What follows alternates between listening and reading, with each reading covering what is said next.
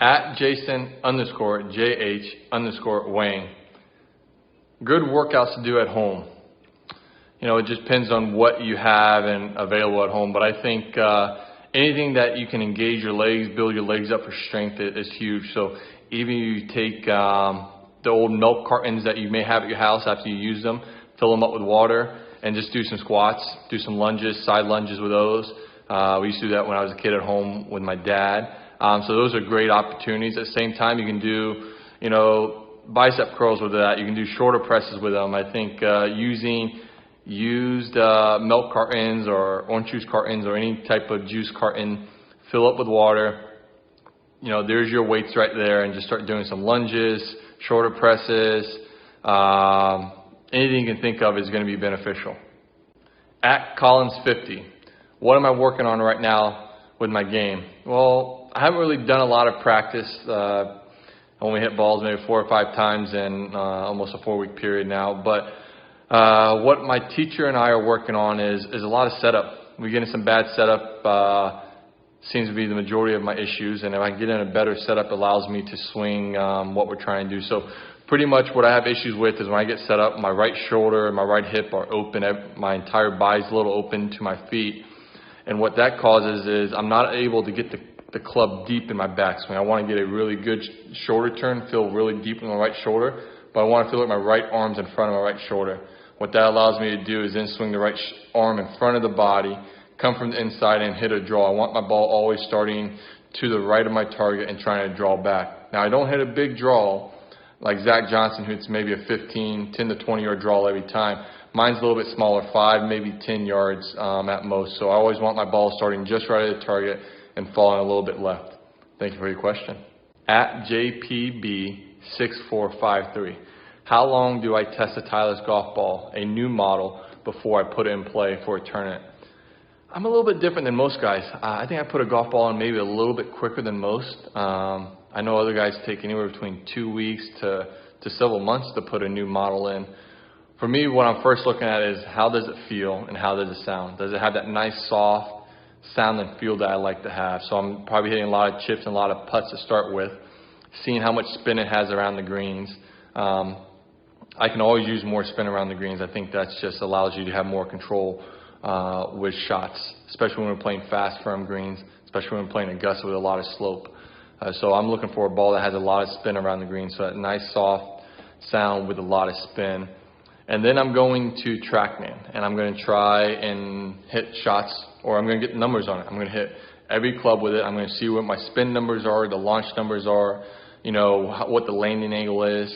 I want to get just some basic data on it right away, so I can know what we need to do if this ball's got a chance or if the ball doesn't have a chance.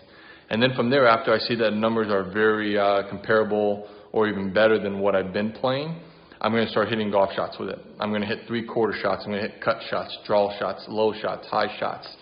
And so usually the process, anywhere, sometimes depending on how many hours I'm putting in, could be a week to 10 days, maybe 2 weeks at most. So I can put a golf ball fairly quickly into play once I am comfortable with the numbers I see on TrackMan. And then I'm just going to go play and hit golf shots with it. And if there's anything that stands out, I may have to tweak my clubs, or I may go back to the Titleist guys and talk to them and see what their opinions are or thoughts on it. So that's how long it takes me. Not very long. And same thing with clubs. It doesn't take me very long to put new clubs into play once I get the data and the numbers I need off of it. So thank you for your question. At 5 to Scratch, what do I look at when I'm analyzing my own swing on video? Majority of when I'm analyzing my swing is I'm looking at posture. 80 to maybe 90% of my issues are posture related. When I'm in a bad posture, I just have to make compensations for that to be able to hit the shot I'm trying to hit, which is a little bit of a draw, like a 5, maybe a 10-yard draw at most. A ball that just starts just right and is falling to the left a little bit. So my teacher, Todd Anderson, and I work on that a ton. I'm trying to make sure my upper half's not too far out over my feet, or my butt's not pushed too far behind me. A great thing that we talk about is almost getting in a door frame and trying to get in a posture that way where your head's barely touching the door frame and your butt's barely touching that. I think that's just a really great balanced posture, allows you to really make a great turn. And then from there, I'm just looking at making sure that my right shoulder gets deep enough in my backswing, with the right arm being in front of it. This allows me to swing the arm down in front of my body, especially the right shoulder, come from the inside, and then I get to cover up my right shoulder to hit the draw. So pretty much it's posture related, and then I'm looking at the backswing, where the club is, and then what the first couple moves coming down are to get that club back, or get that arm and club back out in front of my body so I can cover and hit the draw. Thank you for your question. At Isaac_Kinsman_2024. What made you want to go to Florida? You mean right here? So I grew up a Florida Gator. I'm born and raised in Florida, down in Grant, Florida, if you don't know where that is, which many people don't.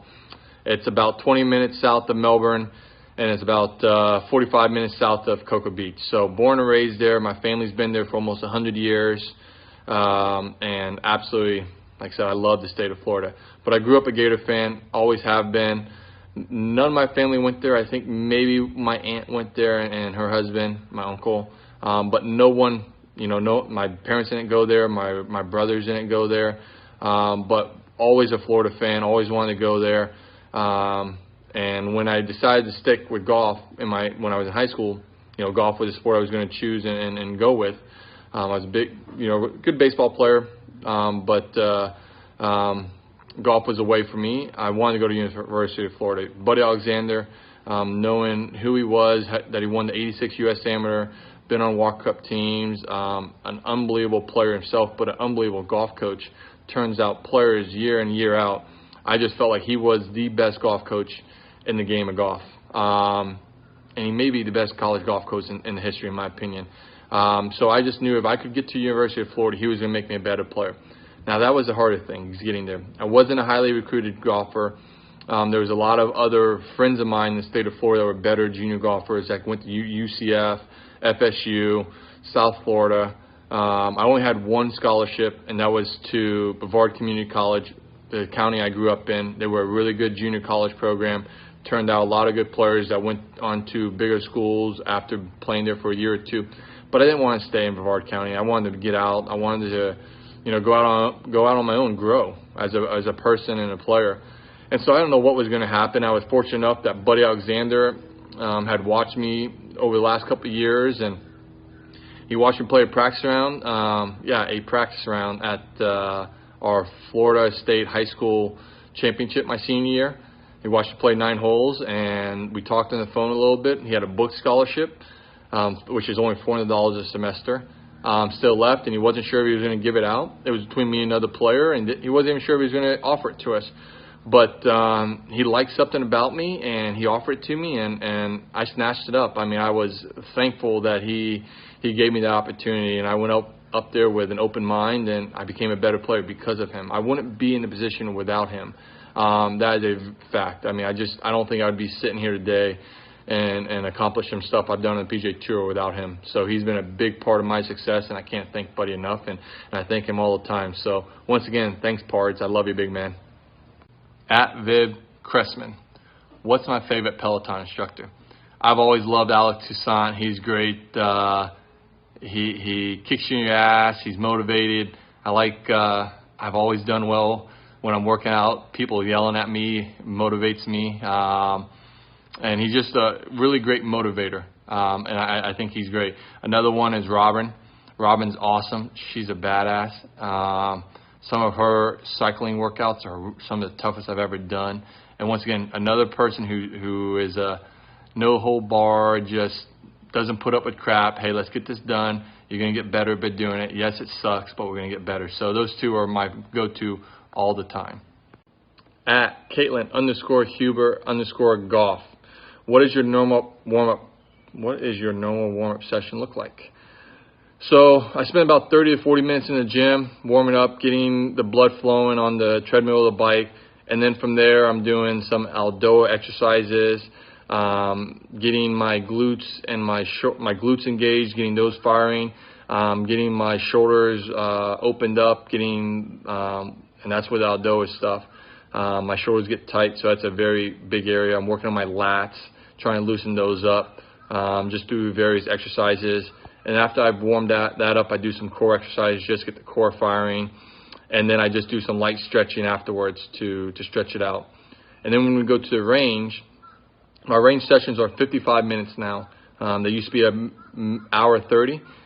Scotty Vale is my caddy, came on the bag in September, and he's like, hey, I think we need to improve this range warm-up session, make it a little bit more detail-oriented, make it a little bit more understand the time that we do, so we know exactly how much time we're doing with everything, just so we have the same routine day in, day out. I'm a very routine-oriented person, so I've always done it with my putting drills, always do a chalk line with my tees, always do my right to left, left to right breakers, and then after that I just went to go chip and hit balls, and there wasn't really any detailed way of doing that, so he brought that in with the work of my team, and we figured out what works best, and so when we're on the range, we hit 5 balls with a lob wedge, 5 balls with a gap wedge, 5 balls with a sand wedge, 5 balls with a 9-iron, 6-iron, 3-iron, and then 3 balls with a 5-wood, 3 balls with a 3-wood, and then about 5 or 6 drivers, and then we hit 2 balls with a 7-iron, and then 2 balls with a pitching wedge. And then I go back to the putting green to work on some long lag putts, do a couple short putts, and it's back to the first tee to get going. So it's 55 minutes. Or my bad, not 55, 65 minutes of warm-up time. We're trying to get it down. I think we can get it down to maybe 60 to 55 minutes. So that is what we're doing on my warm-up session. At hit_for_show. What's in your bag aside from your clubs? I've got a chalk line. I use a chalk line pretty much every day for just honing in my stroke. I've got a little putting plate, a tee putting plate that I use on breaking putts. The chalk lines for straight. Tee putting plate, I figure out the break, and once I got the break the way I want, I mark with a Sharpie on the greens. It does come off after a couple cuts. The Sharpie goes away. But it's just great, those two things. Got a rangefinder. Carry only 7 or 8 golf balls. I don't carry a lot of golf balls. Tees, some food. I don't carry a lot in my bag. I try to make it easy on my caddy, Scotty. I've always tried to make it easy on my caddies by not carrying a lot of stuff in there. I think it's pointless. I remember when I carried my bag in junior and college golf, just keeping as light as I can, keep the bare essentials I need. There's no reason to have stuff that you don't need that day in there, like rain gear or an umbrella. This doesn't make sense, especially on a day it's not supposed to rain. So try to keep it fairly empty, and that'd be it. At Austin Summers, what's your favorite course you've ever played and why? So up until a few years ago, I didn't have a favorite course. I just didn't have a course that I could play the rest of my life and be happy with it. And that even goes for Augusta. Augusta is great. I love it. But I did find my golf course, though, and it's Pine Valley. Absolutely love Pine Valley. I played it a few years ago with some buddies that I have, and it's been a blast. It's my favorite golf course in the world. I could play that one the rest of my life, be happy. I just love that it's in the middle of nowhere, or it seems like it's in the middle of nowhere. It's very natural. You got the tees, fairways, and greens, which are manicured and kept up, but outside that, it's just very natural, wooded, no houses on it. Not this modern, wide open, hit it wherever you want. It's just a really great golf course. The practice area is unbelievable. I just love the atmosphere around it. It's a true golf course. There's no pompous to it. Everyone there just wants to play golf and enjoy playing golf with each other, enjoy the company of each other. So it's a course that I absolutely love. And I've mentioned to people that if I could ever join one club the rest of my life, it would be Pine Valley. And I don't think that ever happened. I mean, that's fine. But I will be able to go play it with plenty of friends that are members. And like I said, it's the most enjoyable golf course and a course that I could play till the day I die. And I'm happy I've been able to find it.